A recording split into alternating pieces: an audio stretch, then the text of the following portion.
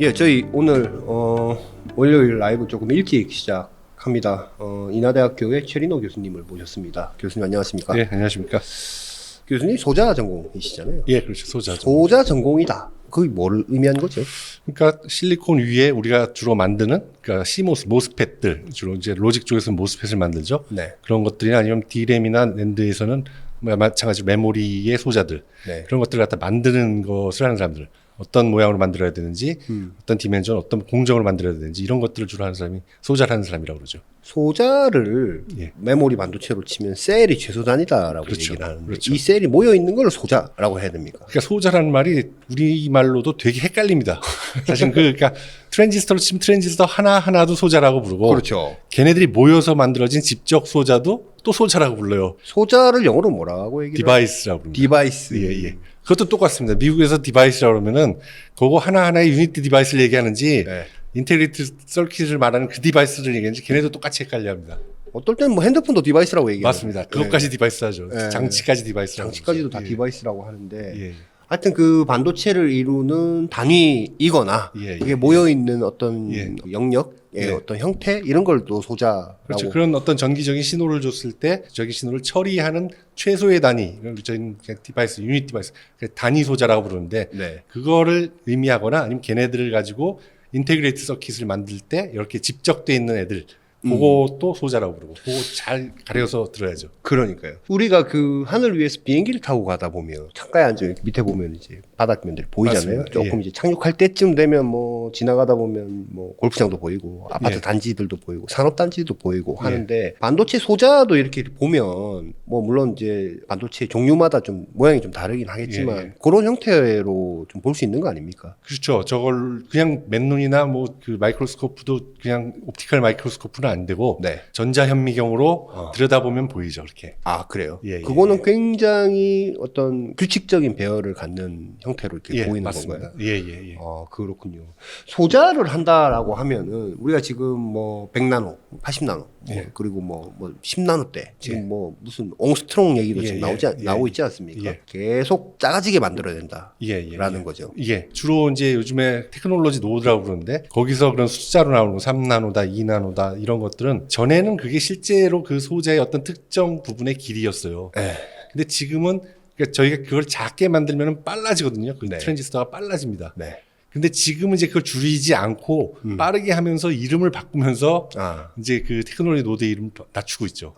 정의가 조금 다르군요. 과거하고는. 예, 과거하고는 좀 많이 달라졌습니다. 잠깐 문과 문 사이가 이제 거리였다면 예, 지금 예, 문과 예. 문 사이는 같은데 예, 속도가 빨라지는 걸로 막 그냥 옛날에는 줄여진 거 정도 된 거다. 예, 맞습니다. 빠른 거를 나타내는 표식이다라고 생각하시면 됩니다. 그게 줄어든 숫자가 작아지면은. 근데 회로 선폭이라고 보통 언론에서는 예, 편하게 예, 얘기하려고 예, 예. 이제 뭐 회로 선폭이 이제 예, 예. 뭐 폭이 좁아진다라고 예, 예, 예. 얘기하는데 예. 선폭을 안 줄이고도 그 성능을 그렇게 낼 수 있나 보죠. 예, 낼 수 있습니다. 어떻게? 그걸 처음 이제 그걸 갖다 이제 우리가 논 클래시컬 이제 스케일이 나오는데 옛날엔 정말로 그걸 줄이면은 빨라지니까 그러니까 선폭은 사실은 메탈 피치 간의 거리였는데 네. 그걸 줄인다는 얘기는 그 트랜지스터 사이즈를 줄인다는 얘기거든요. 네, 짧아지면은 빨라집니다. 네, 네, 그래서 줄였는데 지금은 작게 만들기 어려우니까 네. 거기다가 스트레인을 집어넣는 걸 좀 먼저 했죠. 그러니까 그 실리콘을 잡아당겨주거나 밀어주면은 빨라집니다. 거리는 같지만 당겨주거나 밀어주는 작용을 하는 걸 넣은 거죠. 네, 그래서 빠르게 한다든지 네. 아니면 하이케이 메탈 게이트 같은 걸 집어넣어가지고 더 줄인다든지 음, 아니면 소자의 모양이 그냥 플래너 모양을 갖다가 세워가지고 핀을 만든다든지 아니면은 네. 벌려가지고 GA 게이트 오어라운드를 만든다든지 이러면 빨라지는 거니까 그런 걸 통해 가지고 빨라지게끔 해서 이름을 바꾸는 거죠. 거리는 줄이지 않고 못 줄이고 소재를 바꾸거나 모양을 바꾸거나 구조를 바꾸거나 예, 예. 그렇게 된 거. 지금 이제 이런 질문들을 드린 이유는 백사이드에 BSPDM 뭐 이렇게 얘기하던데 예, 예. 웨이퍼 밑으로 뒤에 뭐 예. 전력 소자라고 해야 됩니까? 전력이 왔다 갔다 하는 통로를 밑에다 만든다. 맞습니다. 라는 게 지금 굉장히 이슈이더라고요. 예, 예, 맞습니다. 그건 어떤 내용들입니까? 그러니까 결론적으로 우리 소자 아까 말씀드린 그 직접 소자를 만드는 방법은 그냥 간단합니다. 실리콘 반도체의 성질을 이용해 가지고 이 위에다가 소자 디바이스 모스펫을 만드는 거예요. 네. 그래서 이제 이 층에 한 층을 만들고 네. 그 위에 층들은 이제 그것들을 연결하는 거죠. 그 트랜지스터 어떤 모양으로 연결할지를 갖다가 이제 하면서 이제 한 500억 개가 이제 손톱만한 데 들어가 있으니까 그걸 각각을 연결해 가지고 어떤 펑션을 할 수 있도록 만들어야 되거든요. 네. 그러다 보니까 이 디바이스끼리 연결하다 보면 겹치게 되면은 네. 한 층을 올리죠. 네. 또 겹치게 되면 한 층 올리고 또 겹치게 되면 한 층 올리고 그래서 메탈 라인이 한 15에서 18층까지 올라갑니다. 옆으로 이제 잘라보면. 그렇죠. 네, 그러니까 네. 소자층은 한 층, 그다음에 메탈 라인이 쭉 올라가지고 18층까지 올라가는 거죠. 네. 메탈 라인은 왜 필요한 거죠? 그러니까 그걸 갖다 배선을 연결한 겁니다. 그 트랜지스터끼리를 네. 그러니까 옛날에는 트랜지스터가 이렇게 각각 이제 디스크릿 소자라고 나오잖아요. 네. 그걸 갖다 이제 납땜을 해가지고 어떤 펑션을 만드는데 그거랑 똑같다고 생각합니다. 그런 선들을 갖다 연결해가지고 그래서 각 여러 가지 방법으로 연결하면 이제 여러 가지 모양의 서킷이 나오니까 네. 그래가지고 운영할 수 있도록 그렇게 만든 거죠. 여기 이렇게 있으면 한층 깔고 막 연결하다가 또 연결 안 되면 걸리면은, 네, 위에 한 층 더 걸리고 깔고 그렇죠. 뭐 또 연결하고. 그렇죠, 이렇게. 그렇죠. 그렇게 이해하시면 됩니다. 그래서 15층에서 18층까지 올라갔다고 이해하시면 됩니다. 근데 그렇군요. 그 중에는 그러니까 시그널을 갖다 신호를 갖다 얘가 얘한테 보내고 얘가 쟤한테 보내고 해서 연결을 해야 하는 시그널 라인이 있는 반면 네. 또 얘가 움직이게끔 하는 파워 라인이라는 게 있어요. 예. 파워를 넣어줘야지 이 소자가 켜졌다 꺼졌다 하면서 전기 신호를 보낼 거 아닙니까? 네. 그 파워 라인이 거기에 같이 들어가 있습니다. 층에 올리는 거예요? 예, 예. 아, 그래요? 근데 네. 굳이 파워 라인이 18층 위에 올라갈 필요 없거든요. 네. 왜냐하면 파워는 이 소자의 맨 1층에 있는 디바이스에 직접 연결하면 가장 좋습니다. 그런데 어쩔 수 없이 얘를 연결하고 올라가다 보니까 얘도 같이 올라갈 수밖에 없죠. 그렇군요. 예. 그다음에 18층 이상에 올라가면 문제가 뭐냐면은 파워는 물론 시그널도 마찬가지지만 그 금속의 저항 때문에 IR 드롭이 생깁니다. 네. 그렇기 때문에 얘가 우리가 얼마만큼의 파워를 줬다 하더라도 여기에 미치는 거는 이 금속 배선의 길이가 길면 길수록 미쳐지는 게 작아질 수밖에 없죠. 손실이 있다는 그렇죠. 거예요? 손실이 생길 수밖에 없죠. 그걸 IR 드롭이라고 얘기하는 그렇죠. 거예요. IR이 그러니까 레지스턴스 때문에 생기는 드롭이 생기는 거죠. 이제 저항 때문에 저항 생기는. 때문에 생기는 드롭. 아. 그렇기 때문에 얘가 굳이 올라갈 필요가 없는 놈이 2층이 높아지면서 같이 올라갔으니까 그래? 그러면 얘를 뒷면으로 해가지고 뒷면에서 소자에다 연결해서 파워를 넣게 해주면은 그런 손실되는 게 확 줄어들겠죠. 손실도 줄고 확 줄어들겠죠. 위에 신호 라인도 이렇게 배선하기가 훨씬 더 그렇죠. 맞습니다. 조금 이 파워 라인이라는 것은 이 IR 드롭을 줄여야 되기 때문에 이 시그널 라인보다 훨씬 두껍게 집어넣습니다. 그래야지 저항이 덜 떨어지기 때문에. 네. 그렇기 때문에 우리가 소자를 엄청나게 작게 만들었다고 하잖아요. 네. 그건 결국은 이 메탈 라인도 다 작아져야 한다는 거예요. 다 연결해야 되기 그렇죠. 때문에. 그렇죠. 그 중간중간에 파워 때문에 먹는 라인이 엄청나게 두꺼운 라인들이 들어가 있었던 거예요. 걔네들 때문에 오히려 얘네들을 넣기가 아주 굉장히 빠듯했어요. 땅 사이즈가. 네, 네. 메탈 라인을 네. 땅 사이즈가. 네. 그러니까 얘네들을 뒤로 빼버리면 거기가 널널해지면서 훨씬 더 잘 연결시킬 수 있게 되는 거죠. 아니 그 지금 작년 연말에 나온 애플 아이폰 15에 들어간 A17인가요? 그 칩 SoC의 그 트랜지스터가 190억 개? 뭐 190억 개 돼 있다고 하는데 그 전에 뭐 160억 개였다가 또 뭐 한 20% 정도 늘린 거 아닙니까? 예. 그렇게 되면 밑에도 이제 어쨌든 더 오밀조밀하게 넣어야 되고 그렇죠. 배선도 더 얇아져야 된다. 그렇죠. 그래야 그럴 수밖에 없습니다. 35개 더 늘어났으니까. 그렇죠. 그렇죠. 근데 이제 전력까지도 전기가 통하는 선도 같이 넣으면 이제 더 줄이기가 어려우니까. 그렇죠. 전기선은 아까도 얘기 드렸지만 더 두꺼워요. 더 두꺼워야 돼요. 그렇기 때문에 굉장히 바쁩니다. 이게 보면 네. 바쁘다, 비지하다. 네. 굉장히 촘촘해질 수밖에 없어요. 네. 그러다 보면 얇아지면은 그만큼 또 IR 드랍이 생겨서 시그널도 잘 못 가고 이런 형태가 되는 거니까 얘를 뒤로 빼면은 소자의 전기 연결하는 파워의 이피션시도 굉장히 올라가고 시그널 라인도 되게 좀 더 여유 있게 만들 수 있으니까 다 좋죠. 말씀 들어보면 굉장히 누구나 그런 생각을 하지 않았을까. 예, 맞습니다. 뭐 이런 예, 그렇죠. 이런 거에 대한 연구는 오래전부터 되어 왔습니까? 예, 꽤 오래전부터 되어 왔죠. 그동안 못 했던 이유는 뭡니까? 안 했던 이유? 굳이 할 필요가 없었던 거죠. 할 수 위에 그냥 같이 그렇죠. 해도 그냥 어떻게 적당히 줄이면은 네. 그러니까 새로운 걸 갖다 넣는다는 것은 네. 반도체에서 새로운 걸 넣는다는 것은 이 공정의 난이도 때문에 수율이 떨어지는 걸 의미할 수밖에 없어요. 그렇죠. 그 때문에 굳이 할 수 있는데 수율을 줄이면서 새로운 기술을 쓰기는 위험도가 있는 거죠. 그래서 굳이 먼저 쓰는지 않게 되는 거죠. 근데 이제는 밑으로 내리지 않고선 도무지 이제 좁힐 수가 없게 그렇죠. 되었다. 위에 라인들이 너무 오밀조밀해요. 너무 오밀조밀해가지고 네. 얘네들을 패터닝하는 것 자체가 너무 어렵다 보니까 파워 라인을 빼면은 훨씬 더 넉넉해지고 이쪽의 파워 에피션시도 좋아지고 그런다라는 거죠. 그게 업계 용어로 뭡니까? BSPDN, BSPDN. 백사이드 파워 딜리버리 네트워크라고 합니다. 그게 이제 업체별로는 명칭이 좀 달라질 수도 있죠. 예, 맞습니다. 인텔이 사실 제일 처음에 그 기술을 자기네가 쓰겠다고 했고 그때 이름은 이제 파워비아라고 파워비아. 불렀죠. 검색해보면 나옵니다. 파워비아. 예. 아직 적용된 건 아니고요. 이미 자기네 본 제품, 그러니까 CPU 쪽에는 쓰고 있을 겁니다. 쓰고 있는 걸로 알고 있고 네. 이제 파운드리 서비스 쪽에서 이제 원래 4나노에 집어넣겠다고 했는데 아직 소식이 없는 걸 보니까 그건 아닌 것 같고 2나노 때, 20나노 옹스트롱 때 인텔도 쓰겠다고 그러고 삼성도 쓰겠다고 그러고 TSMC도 쓰겠다고 2나노 때요. 예, 20나노. 예, 20옹스트롱. 이나노, 예. 이나노 이나노 때. 테크놀로지 때 쓰겠다고 지금 그러죠. 근데 그게 파워 비아, BSPDN 예. 요게 이제 밑에 웨이프 뒤로 이제 밑으로 예. 이렇게 이 가면 예. 공정이 어떻게 바뀝니까? 아, 우선 알아두셔야 할 게 우리가 소자에다가 이 메탈을 갖다 연결할 때는 네. 그러니까 메탈과 실리콘, 세마이컨덕터가 만나서 전기를 통하게 해줘야 돼요. 우리가 네. 고기를 뭐라고 그러냐면 콘택이라고 그럽니다. 콘택. 예. 예, 그 콘택의 저항이 상당히 까다롭습니다. 그게 높아지면 안 되거든요. 왜냐하면 다 좋은데 이 콘택의 저항이 높으면은 거기서 전기를 닦아먹으니까 효율이 안 좋아지죠. 그렇죠. 그 때문에 뒤로 갔을 때는, 그러니까 위에서 갔을 때는 콘택을 우리가 쭉 만들고 올라가는 공정은 이미 다 알고 있지만, 네. 뒤로 갔을 땐 과연 뒤에서 어떻게 얘네들 콘택하게 만들 것이냐라는 것이 복잡해져.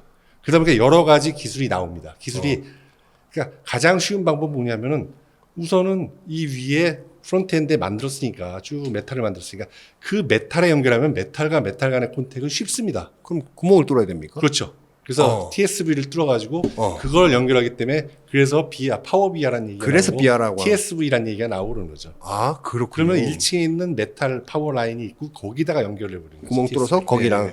예. 근데 그랬을 때는 중요한 게 뭐냐면 그렇게 많은 그 에리어의 그 개선을 못 갖고 옵니다. 왜냐하면 다 똑같이 만들고 이것만 연결해 준 거기 때문에 그다지 큰 그렇네요. 영향을 못 받죠. 왜냐면 메탈 라인도 인라인은 있어야 되니까. 네. 그렇죠. 그래서 그러지 말고 이제 밑에다가 우선 그 개를 연결할 수 있는 파워 레일들을 갖다 먼저 만들어 놓고 파워레일을. 예. 네. 그다음에 그 위에 소자를 만든 다음에 밑에서는 파워 레일에다 그러니까 메탈로 파워 레일을 박아 놓고 네. 거기다 연결하면 되지 않겠냐. 네. 이제 그걸 갖다 BPR 베리드 파워 레일이라고 그러죠. 네, 네. 그런 기술로 가자는 게 또 하나 있고 이것은 살짝 아주 조금 에리어를 줄일 수가 있습니다. 조금 줄일 수 있다. 예, 그러면 네. 이제 에리어 다이 사이즈가 줄어들 수 있는 장점이 있죠. 네. 또 그거보다 더 앞선 기술은 뭐냐면은 어차피 위에도 실리콘에다가 직접 콘택을 만들어가지고 연결했으니까 밑에도 실리콘이니까 거기다가 콘택을 만들어서 직접 연결해버리자. 그러면 위에 뭐 파워레일이라든지 아니면 이런 것들에 대한 마진이 확 줄어들기 때문에 더 줄일 수가 있거든요. 이게 백사이드 콘택이라고 부르는 거죠. 백사이드 콘택. 근데 그 이제 굉장히 효율이 높은 쪽부터 뭔가 기술적 난제가 있어서 지금 그렇죠. 제일 그렇죠. 구멍 뚫는 것부터 이제 예, 간다라는 예, 거예요. 예, 예. 어떤 문제들이 있습니까? 그렇게 했을 때. 베리드 파워레일이라는 것은 메탈을 갖다가 우선은 박아놓고 네. 그러니까 전기선이 지나갈 수 있는 데를 박아놓고 그 위에 소자를 만들어야 되거든요. 네. 근데 소자를 우리가 만들 때 고온을 써야 됩니다. 아, 그렇군요. 예, 높은 온도를 써서 소자를 만들기 때문에 이 메탈이 있다는 게 참 걸리적거리죠. 메탈이라는 건 어차피 고온에서 견딜 수 없는 애들이 많다 보니까. 그 이제 공정하다 보면 무너져 내릴 수 있다. 그렇죠, 그렇죠. 그러니까 거기에 메탈에 써머리 강한 메탈을 써야 하고 뭐 이런 어떤 여러 가지 그리고 또 얘가 어떻게 디퓨전 돼가지고 트랜지스터 쪽으로 들어가면 죽여버리거든요. 그러니까 그런 걸 또 막아야 되고 뭐 예. 이런 복잡한 계산할 거리들이 있죠. 그리고 또 백사이드에서 콘택을 만든다. 그럼 이건 프론트 사이드 콘택뿐만 해도 어려운데 여기서 백에서 사이드에서 콘택을 만든다. 네. 이것도 쉽진 않은 거죠. 뭐 그런 여러 가지 공정상의 어려움이 있는 거죠. 쉽지 않다라는 거는 위에 만든 거에 뭐 얇게 갈아내야 되는 겁니까? 그 웨이퍼를? 이 셋 다 얇게 갈아야 되는데 갈아내는 정도가 달라집니다. 그러니까 그냥 우리가 TSV를 연결해 가지고 뒤에서 TSV 가지고 이제 처리를 하는 것은 그건 좀 여유가 있고 이미 큰 TSV를 박아놨기 때문에 네. 그렇게 많이 얇게 안 해도 됩니다. 물론 그래도 많이 얇아야지. 그래도 많이 기존 대비. 예, 마이크로미터 수준까지 얇아지지만 그래도 우리가 TSV를 마이크로미터 수준까지 뚫는 건 많이 해봤으니까 할 수 있죠. 네. 그렇지만 여기다 베리드 파워 레일을 심는다든지 컨택을 만든다는 것은 그게 보여야 되기 때문에 훨씬 더 얇게 갈아야 돼요. 훨씬 더 얇게 가는 게 이제 뭐 500나노미터 이하 막 이렇게 갈아야 되기 때문에 예. 이제 걔를 어떻게 핸들링 할 것인가의 문제부터 걔를 구멍 뚫고 그럴 때까지 잘 유지할 수 있는 그런 것들이 굉장히 복잡해지는 거죠. 공정들이. 할 수 있긴 한 겁니까, 근데? 그러니까 지금 말씀하신 대로 제일 첫 단계 비아를 뚫어서 구멍을 뚫어가지고 하는 걸로 와가지고 나중에 차차 이렇게 갈 것으로 보시는 겁니까? 그렇죠. 그렇게 바뀌어 가야죠. 예. 지금은 제일 어쨌든 밑으로 내리는 정도. 그렇죠. 큼직한 TSV를 뚫어서 내리는 수준인데 이제 베리드 파워레일을 하고 있는 회사들 삼성도 한다고 그랬고 여러 회사들이 있습니다. 실제로. 이렇게. 아, 그래요? 예, 하고 있으니까요. 뭐 네. 물론 할 수는 있죠. 근데 문제는 이제 그걸 하면서 어려움에 따른 수율의 문제들이 나타나겠죠. 그렇죠. 이걸 갖다 다 디바이스를 만든 다음에 뒤에를 갖다가 파워 하다가 죽인다? 이거는 엄청난 낭비잖아요. 그러니까 이게 안 되게끔 수율이 거의 다 나오게끔 하는 게 어려운 작업들이죠. 근데 밑에 걸 먼저 만들어 놓고 위에를 올리면 게이트나 이런 것도 하다 보면 공정을 해야 되기 때문에 이거 안 된다. 네, 그건 안 됩니다. 카파를 쓰는 순간에는 고온을 못 씁니다. 그다음부터는. 아 그래요? 예, 구리를 쓴 다음에 그럼, 돈을 못 쓰기 때문에. 그럼 위에 걸 다 만들어 놓고 밑에 거를 이렇게 그렇죠. 붙여서 그렇게 합니다. 예. 그렇게 해야 됩니까? 예. 그래야 하기 때문에 다 만들고 얘를 세컨드 서브스트레이트를 붙여가지고 그래서 뒤집어가지고 갈고 공정을 하게 돼 있죠. 거기서 뭐 문제 생기면 밑에 다 만들어 놓고 다 갖다 버려야 되는. 그렇죠. 이 위를 만드는데 엄청난 돈과 뭐 EUV 같은 거 다 써가지고 엄청 만들었는데 뒤에 파워 딜리버리 네트워크를 만들다가 죽여버린다? 이거는 있을 수가 없는 일이. 이렇게 되면은 안 되지. 이거 수율이 많이 나간다. 이건 있을 수 없는. 이 수율은 굉장히 높아야지는 거죠. 예. 지금 그러면 기업별로는 2나노부터는 얼마 안 남은 것 같은데요. 내년을 다 목표로 하고 있죠. 예, 내년도. 그래요? 예. 그렇게 되면은 공정도 일부 파워 딜리버리 네트워크를 만들기 위해서 예. 새롭게 추가되는 공정들이 꽤 생길 것 같은데요. 어떤 것들이 좀 생길까요? 우선은 뭐 기존에 쓰던 공정에서 이제 물론 그런 것들을 많이 사용을 하겠지만 우선은 아까도 얘기했지만 얘를 캐리하고 얘를 잡아주기 위해서 세컨 웨이퍼를 붙여야 되거든요. 네. 그러니까 본딩.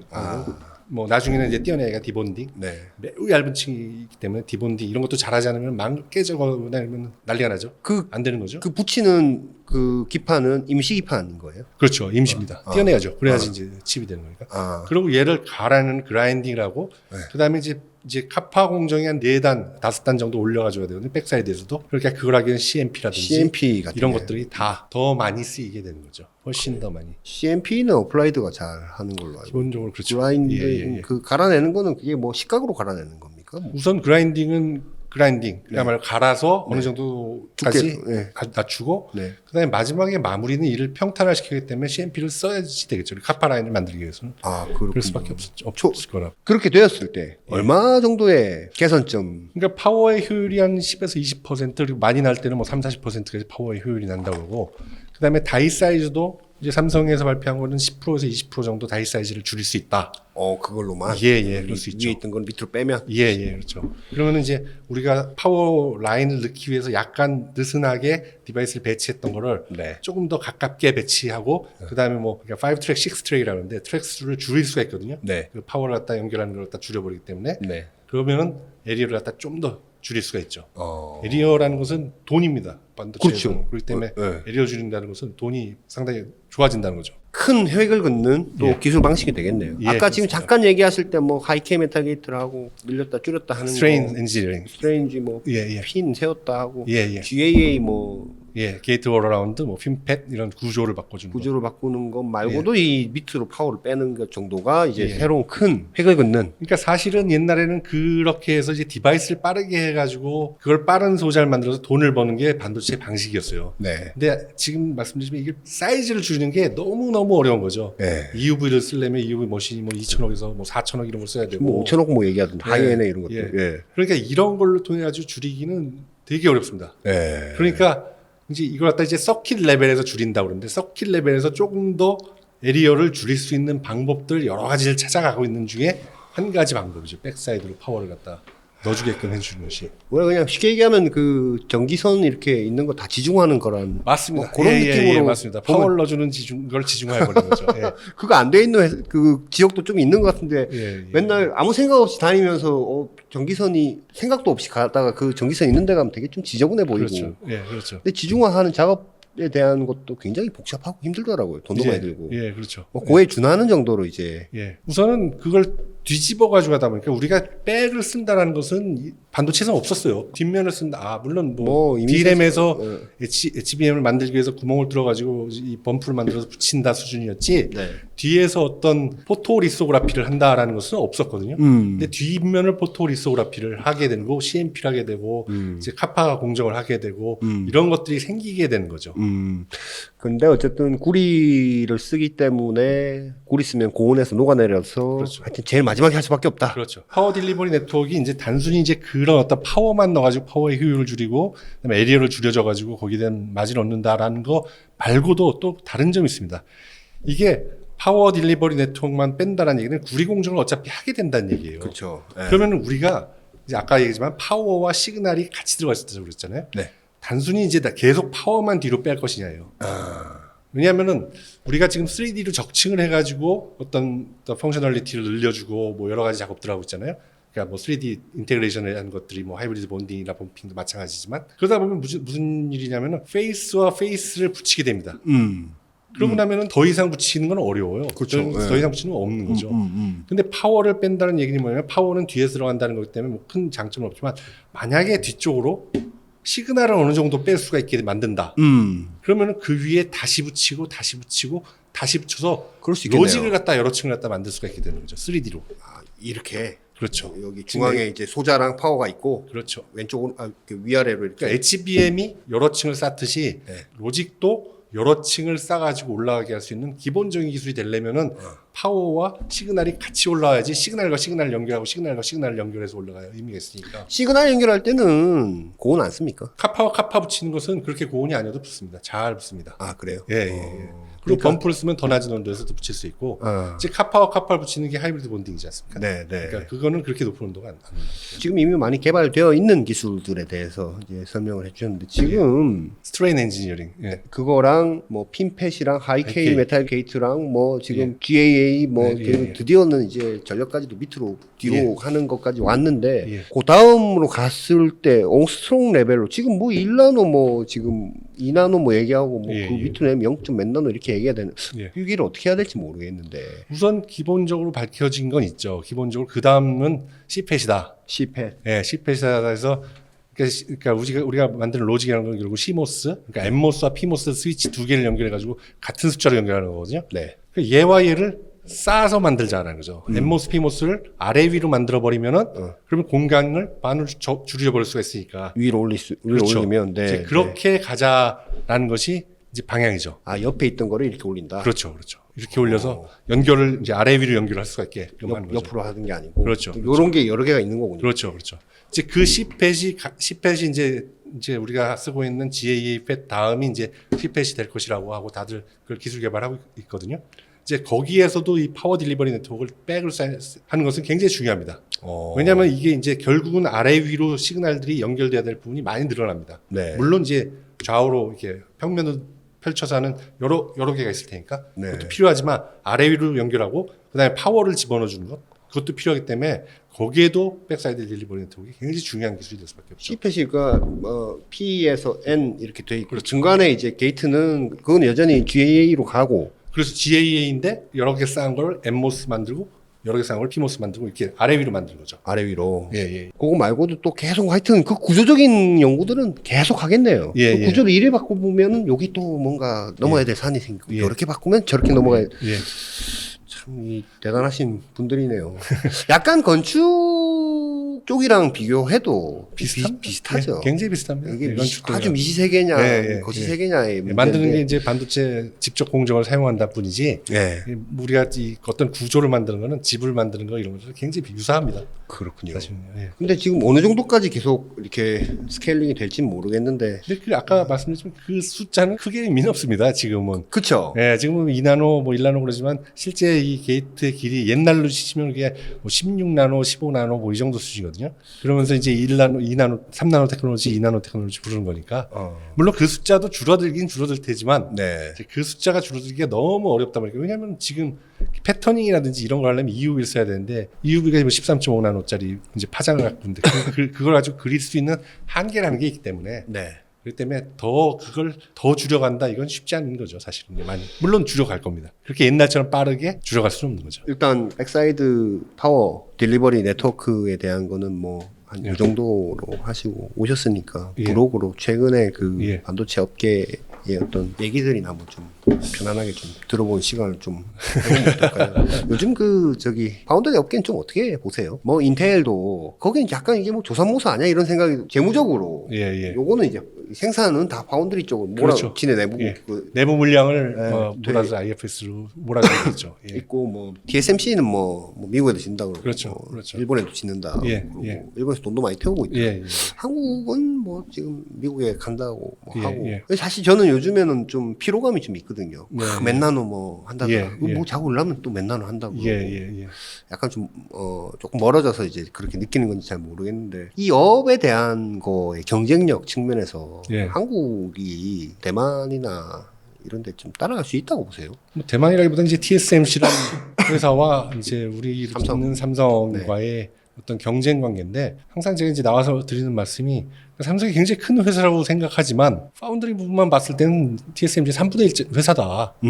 투여되는 돈도 그렇고 인력도 그렇고 그 정도 회사에서 지금 이 정도 하는 것도 상당히 훌륭하게 잘해 나가고 있는 것이다. 라는 얘기를 계속 드리죠. 예. 그러니까 그 어떤 하이퍼포먼스 쪽, 3나노, 2나노 쪽 하는 거는 물론 인텔하고 삼성하고 TSMC 셋밖에 없는 거거든요. 그렇죠, 그렇죠. 그리고 인텔이라는 것은 결국은 자기네들 물량, CPU가 있기 때문에 계속 기술 개발을 해야 되는 부분이니까 그걸로 파운드리 서비스를 하겠다는 것이고 그럼 삼성이랑 TSMC가 파운드리에서는 어느 정도 자리 잡고 가는 거면은 상당히 잘하고 있는 건 사실입니다. 그렇게 평가를 힘든 데서는. 예. 근데 물론 더 잘할 수 있는데 더 잘하지 못한다라고 이제 힐난할 수 있는 부분이 있겠죠. 여러 가지로. 예, 예. 그러니까 뭐 수율이라는 부분이라든지 아니면 4나노에서 어떤 수율이라는 부분에서 굉장히 큰 실책을 해가지고 네. 시장에 신뢰를 잃었다라는 부분. 그런 게 있습니까? 그렇죠. 4나노에서 수율이 제대로 안 나와가지고 제대로 그 제품 공급이 못 해주는 바람에 이제 전체 팹리스 쪽에서 이제 의구심을 갖게 된 부분이나 아니면 거기서 만들었던 것이 이제 파워 소모가 많아가지고 발열을 한다든지 네. 이런 부분에 문제가 있어가지고 시장의 신뢰를 좀 잃은 부분이 있죠. 이제 그걸 이제 회복해 나가는 차원의 일들이 많이 벌어지고 하는 거죠. 우리가 이제 파운드리 얘기하면 뭐 교수님은 소자 전문 뭐 이런 이제 만드는 거 전문이시지만 이제 뭐 세일즈적인 측면에서 뭐 이런저런 이제 얘기들을 많이 들으시니까 파운드리는 결국 서비스업인데 그렇죠. 서비스 마인드에 대한 얘기들이 기존에 굉장히 많았거든요.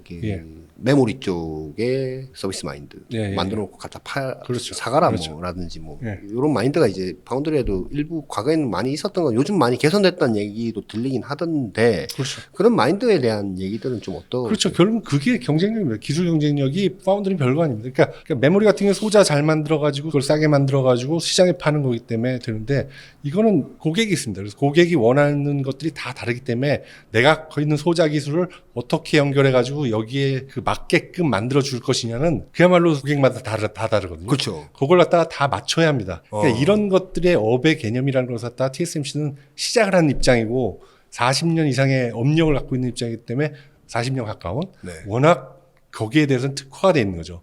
삼성은 업을 시작한 지가 한 20년 정도 된 거다 보니까 그만큼의 업력이 안 따라오는 거죠. 이제 그런 만큼 더 많은 경험이 없었던 거죠. 이런 거에서 불량이 나서 문제가 됐었던 부분들, 뭐 메탈 라인이 문제가 된다든지 이런 부분들에 대한 고객과의 사이에서 발생했던 문제들과 어떤 것들을 갖다 모델링해야 되는지에 대한 문제들을 덜 대해봤던 거죠.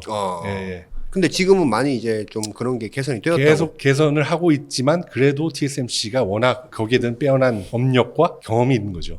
그래서 사실은 인텔도 제가 인텔이 파운드리 한다고 그럴 때 사람들이 많은 우려라는 것, 이쪽에 있는 사람들이 많은 우려라는 게 바로 그겁니다. 서비스 마인드? 그렇죠. 내부 고객을 맞추고 있던 거에서 외부 고객이 다른 요구를 했을 때 이걸 바꿔줄 수 있느냐. 왜냐하면 여기서는 엄청난 물량을 갖다가 받아가지고 해야 되는데 이걸 여기를 좀 고쳐줘. 라고 한다. 쉽게 말해가지고 뭐 핀이 GA 팻인데 리본 팻인데 4개인데 난 4개까지 필요 없어. 3개만 해줘. 이런 식으로 해서 과연 바꿔줄 수 있을 것이냐.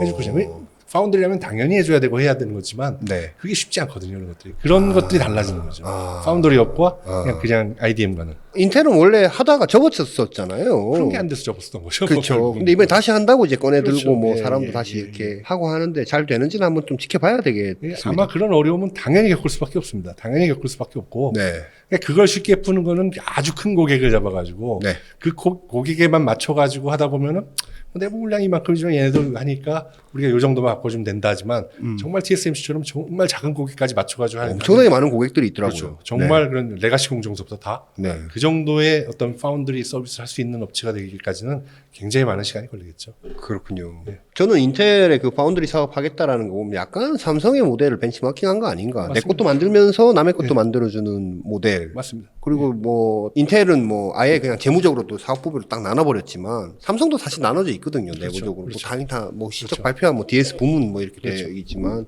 약간 좀 비슷하게 벤치마킹한 거 아닌가 하는 생각도 좀 들고요. 뭐 여러 가지를 인텔이 고려했겠죠. 뭐 AMD도 똑같은 사업 모델을 가지고 가다가 팔아버렸잖아요. 거기는. 그렇죠. 글로벌 파운드리를 스핀오프 시키는 것처럼 인텔도 자기 사업의 경쟁력을 유지하기 위해서는 어떤 식으로 해야 할지는 이렇게 보면서 지켜볼 겁니다. AMD도 옛날에는 지네가 설계하고 생산도 우리가 하다가 그렇죠. 뭐 어쩌저쩌 하다 보니까 팔아버리니 그게 이제 예. 글로벌 파운드가 된 건데 예. 약간 뭐 될지 안 될지 모르겠지만 그런 모델로 갈 수도 있고 그렇죠. 아니면 요 안에서 이제 우리 것도 만들면서 남의 거를 만드는 그 모델도 계속 결국은 경쟁력이라는 부분이거든요. 내 네. 메인 프로덕트의 경쟁력을 가지고 가는데 어느 게 유리하냐인데 네. 만약에 이 디바이스 생산 부분이 그다지 외부의 파운드리보다 그렇게 좋은 퍼포먼스를 못 내줘. 그랬을 때 얘를 유지하고 갈 필요가 있느냐라는 의심이 들겠죠, 당연히. 그냥 내보내버리고 나는 네. 뭐 잘 만드는데 그렇죠. 그냥 더 싸게 잘 만들 수 있으면 그거 맡겨버리면 AMD가 결국 그렇게 해가지고 굉장히 큰 성공을 거둔 케이스니까요. AMD가 거의 망해가던 AMD가 스피노프 시키고 TSMC랑 손잡고 가면서 뭐 지금은 뭐 주가에서 엄청나게 올라가지 않습니까? 그렇죠. 예. 저는 한 2불, 3불 할 때도 봤거든요. AMD. 그렇죠, 그렇죠. 지금 뭐 예, 저는 13불에 다 팔았습니다. 아, 그래? 13불에 사가지고 24불에 다 팔았거든요. 아 그렇군요. 많이 벌었다고 팔았는데 많이 올라갔죠. 그 이후에도. 파운드리 업종이 앞으로 어떻게 될지도 좀 지켜봐야 될 것 같고 요즘은 뭐 하도 엔비디아 엔비디아의 시대죠. 시대가 돼 있죠. 예, 예. 혹시 교수님은 그렇게 예상하셨습니까? 못했죠, 사실은요. 그쵸. 이렇게 그러니까 물론 이쪽 AI 쪽 시장이 크리라고는 생각을 했지만 이렇게 무지막지하게 엄청난 성장률을 가지고 이렇게 빠른 시간에 커올지는 진짜 상상을 못했죠. 전 세계 시총 2, 3위 뭐 하고 그렇죠. 있으니까. 예. 지금 뭐 60%가 이상 넘는 이익률을 갖다 보이고 있으니까 회사가 그거는 뭐 없어서 못 판다는 얘기니까요. 그렇죠. 지금 한국은 뭐 거기 들어가는 그 HBM 갖고 지금 또 물론 그렇죠. 그것도 작은 돈은 아니긴 그렇죠. 하지만 그렇죠. 옛날에 저 메모리 하는 집들은 되게 무시했다고 하던데 예. 물량도 얼마 안 사가면서 자꾸 요구사항만 많고 그 예, 맞습니다. DDR인가요? 그 예, 그래픽 GDDR도 그렇고 HBM도 결국은 AMD가 먼저 그래픽 카드를 위해서 만들었다가 네. 뭐 SK하이닉스랑도 만들어보고 삼성이랑도 만들어보고 또 그러다가 돈 안 된다고 이제 약간 좀 홀대받고 접었던 상황에서 삼성이 이게 확 터지면서 네. 상황이 이렇게 됐죠. 요즘 그 학회 이렇게 가보시면요. 과거에는 그래도 생산 쪽, 공정 쪽에 있는 예. 논문 이런 것들을 기업 단에서도 뭐 인텔 같은 예, 데들, 예, 뭐 예. TSMC, 삼성은 그때도 잘 안 나왔던 것 같고 제가 볼 때는 막 논문도 발표하고 그걸로 서로 토론도 하고 뭐 앞으로 이제 방향에 예, 대해서 뭐 이렇게 디스커션도 하고 그랬던 것 같은데 예. 요즘은 어떻습니까? 그게 안 나오기 시작한 게 사실 인텔부터 안 나오기 시작했습니다. 인텔이 예. 그러니까 아까 말씀하신 대로 이제 22나노의 핀팻을 만들 때까지는 인텔이 그때 핀패스 먼저 했죠, 제일 그렇죠. 먼저. 그렇죠. 그 당시까지는 모든 게 다 인텔이 먼저 하는 겁니다. 당연한 겁니다. 그거. 당연한 그래. 거고. 하이케이도 인텔이 먼저 그렇죠. 하고. 그다음에 아까- 스트레인 엔지니어링도 인텔이 먼저. 인텔이 먼저 하는 게 당연한 거였어요. 그 시대에는. 아, 핀백까지. 어. 그다음에 근데 그걸 이제 보고 다른 사람들이 이제 보고 따라하는 게 원래였죠. 네. 그러다 어느 순간부터 인텔이 페이퍼를 안 발표하기 시작했어요. 아주 재밌는 일이 있었는데 하이케이 메탈 게이트가 나올 때 네. 논문을 쓰는데 그 메탈이 뭔지가 상당히 궁금했었거든요, 다들. 근데 메탈의 종류를 안 밝히고 그게 뭐였어요? 타이하고 알루미늄은 조금 는 나이트라이드였는데 타이 알루미늄 나이트라이드 계고 타이 나이트라이드였는데 A 메탈, B 메탈로 해가지고 논문을 낸 거였어요. 아, 뭔지는 안 밝히고. 혼자 말. 근데 그게 이 아카데미에서는 말도 안 되는 소리거든요. 논문을 쓰는데 그걸 안 밝힐 수 있다는 건 논문을 쓰지 말아야지 그러면은. 그렇지. 그래가지고 욕을 되게 먹었죠. 그러면서 아예 논문을 자체를 안 발표해서 되게 사람들이 그 인텔을 뭘 할까 했죠. 물론 그때 발표하는 것들이 있었어요. 뭐 3.5라든지 다른 걸 발표하는데 그때 나오던 얘기가 뭐냐면 인텔이 발표하면 인텔이 안 하려고 발표하는 거다라는 얘기를 했었어요. 내가 안 하려고 하니까 정말 중요한 거 아니면 발표한다라고 해서 그렇게 했었어요. 그러면서 이제 메모리 쪽에 삼성도 안 나오기 시작했죠. 아, 그게 인텔부터 안 나왔던 겁니까? 인텔부터 했어요. 예, 메모리 쪽에 삼성도 안 나오기 시작했죠. 근데 제가 느끼는 거 보면 그런 식으로 어떤 폐쇄적인 구조, 그때 A메탈, B메탈 할 때는 인텔 내부에서도 A메탈, B메탈이 모르는 사람이 투성이었어요. 그걸 하는 사람이 아니 몰랐어요. 아, 그게 타이타늄이랑 예, 알루미늄인지 모르는 애들은 그러니까 내부적인 소통도 잘 안 됐다, 안 시켰다라는 얘기죠. 그걸 갖다 하기 위해서. 전 사실은 인텔이 지금 안 좋아진 거에는 그것들도 굉장히 큰 영향을 미쳤다고 합니다. 근데 생각합니다. 인텔의 입장에서 볼 때는 우리가 하이케이 메탈을 이제 게이트에 넣으려고 이렇게 하는데 그게 타이타늄이나 알루미늄 거를 이렇게 다 밝혀놓고 논문으로 야 이렇게 했어 하면 후발주자들이 야 그럼 우리도 알루미늄 타이타늄 일단 해서 뭐 내놓고 바꿔보자. 바꿔보자. 뭐 물론 다 그랬죠. 여태까지 계속 그랬었어요. 예, 예, 그때까지 그랬었으니까. 예. 물론 그래서 안 발표하기 시작한 거죠. 그런 마인드로. 그렇지만 그런 마인드 자체가 어떤 제가 보기엔 기술 개발이라든지 이런 거에 인터널 하우스, 인하우스 내의 분위기 이런 것들에 다 영향을 미친다라는 거죠. 그러다 보면 이제 굉장히 파티션을 치면서 자기 일들에 각각의 파티션을 치면서 의사소통이 안 되고 그러다 보면은 회사 내의 경쟁력도 떨어질 수밖에 없다라는 게 제 생각이에요. 아니 근데 이제 보안을 위해서라면 오펜하이머 영화도 보면 다 구획 원자폭탄 만들 때 이렇게 전체를 다 아는 사람이 거의 없도록 일부러 다 구획 하는데 그렇군요. 학계에서는 그런 것들이 되게 불만일 수 있겠네요. 논문 쓰면서 왜 A, B 메탈이라고 그때는 있을 수 없는 일이었어요. 그래서 B 메탈이다 그래가지고 이건 무슨 B 메탈의 도론이냐 말 같지도 않은 소리다 막 그때 되게 그랬어요. 근데 그게 그 기점으로 해가지고 아무튼 인텔이 힘든 시기에 들어가다 보니까 공교로운 건지 아니면 그것이 영향을 미쳤는지 모르지만 아무튼 그때 그런 것들이 제 개인적으로는 그런 것들이 영향을 미쳤다라고. 아니 그런데 그러한 것들을 특허를 좀 걸어놓고 예. 논문을 좀 쓰면 안 됩니까? 그러니까 특허로 물론 걸었죠. 근데 그 특허를 피해갈 수 있는 방법들은 찾을 수 있는 부분들이고, 근데 반드시 그 방법 아니고도 피해서 할 수 있는 방법들은 충분히 있죠. 찾을 수 있고. 근데 그런 어떤 걸 먼저 한다는 것도 그 먼저 발표하는 것도 중요하지만 그 내부적인 어떤 분위기 자체가 폐쇄적이 되면은 R&D에서는 제가 보기엔 굉장히 치명적이라고 생각합니다. 몇몇에 의해서만 좌우된다. 예. 그 몇몇에 의해서만 좌우되다 보니까 새로운 아이디어가 나오지가 않는다. 예. 그리고 그 이후에 몇 가지 굉장히 큰 실책들을 범했어요. 방향성을 자기네들끼리는 몰래 잡았다고 했는데 그것들이 굉장히 큰 실책이 됐죠. 그래서 그 이해권을 그래서 프로덕트를 못 나왔죠.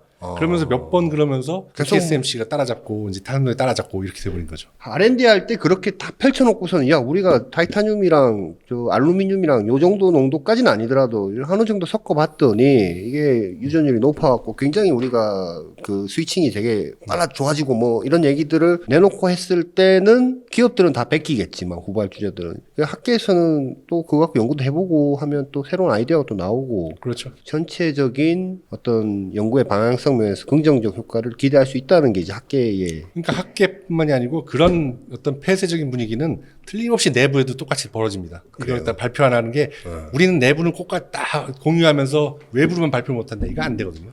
그러니까 내부도 파티션을 칠 수밖에 없는 거죠. 그렇죠. 그 말이 또 새어 나가면 또 그렇죠. 타이타늄이래 뭐 이러면서 얘기하다 보면 그럼 어떻게 해야 됩니까? 좀 이제 아니 앞으로라도 지금 이제 제가 이제 과거에 이렇게 뭔가 스케일링 하던 그 시기 이렇게 쫙 보면 지금 말씀하신 기술들이 몇 년도에 무슨 기술, 몇 년도에 무슨 기술 딱 있었는데 앞으로 이게 좀 뭐 물론 더 선폭을 더 줄이기가 어려운 것도 있었지만 사실은 100나노 때도 어렵다고 막 얘기 그렇죠. 하지 않았습니까? 1마이크로 때도 어렵다고 다 계속 어렵다고 계속 어렵다고 하잖아요. 예. 근데 이런 상황이면 앞으로 계속 더 더디게 가는 거 아닐까? 그러니까 지금 아까 말씀드린 여러 가지 다른 기술들이 나오죠. 이제 백사이드 파워 딜리버리라든지 아니면 3D 인테그레이션이라든지 이런 것들을 통해 가지고 다른 방식들의 어떤 것들이 많이 펼쳐지는 거거든요. 근데 그걸 굉장히 빠르게 받아들이고 잘 간 게 TSMC죠, 결국은요. 그래서 물론 그게 이제 여러 커스터머들, 엔비디아를 포함한 여러 커스터머들과 이제 교류를 하면서 거기서 이런 것들이 필요하겠구나, 이런 것들이 필요하겠구나 하면서 개발한 측면도 있고, 이제 물론 인텔은 자기 프로덕트가 있으니까 CPU란 프로덕트를 하면서 이게 하이 퍼포먼스 쪽에서 이게 어려우니까 이걸 해야겠다라는 그 개발한 측면도 있지만 그러면서 이제 기술이라는 게 계속 다른 측면으로 발전하게 되는 거거든요. 지금 그럼 교수님 보시기에 과거에는 인텔이 이제 하여튼 모든 그 스케일링을 위한 신기술, 신소재 뭐 이런 것들을 인텔이 다 했다면 핀팩까지 22나노 그 이후로는 이제 소재 측면에서는 뭐 TSMC하고 삼성이 먼저 앞서가고 지금 앞서가고 있습니까? 삼성은 GAF이라는 걸 만들었죠. 근데 그걸 먼저 했다라는 것과 돈을 번다라는 건 다른 문제예요. 아까도 얘기했지만 그걸 어떻게 커스터머하고의 관계를 가지고 할 수 있느냐가 있기 때문에 그걸로 돈을 버는 건 다른 문제거든요. 그 이외에도 지금 아무튼 학회 쪽에서 하는 거는 소자 쪽에서는 저희가 아는 프론트엔드 소자 쪽에서는 그렇게 큰 발표가 없어요. 사실은. 별로 없어요. 왜냐하면 연구하는 것들이 그러다 보니까 이제 해프닝계의 페로 일렉트릭 그쪽으로 다 하죠. 근데 그게 정말로 중요해서 한다라는 그게 뭐예요? 그 지금 말씀하신 게. 그러니까 페로 일렉트릭을 가지고 이제 메모리를 만든다든지 로직을 만들고 새로운 물질이죠. 그러니까 해프님이라는 거는 새로운 물질은 아니지만 해프님 옥사이드라는 거는 걔의 페로 일렉트릭 특성을 이용한 소자들을 만드는 거죠. 그게 중요해서 하는 것도 있지만 이 소자 소사이트가 굉장히 큰데 딱히 할 게 없어요. 그래요. 그래서 가고 요즘에 활발한 거는 오히려 어드밴스 패키지? 그러니까 3D 인테그레이션. 제가 말하는 3D 인테그레이션이 훨씬 더 핫하죠.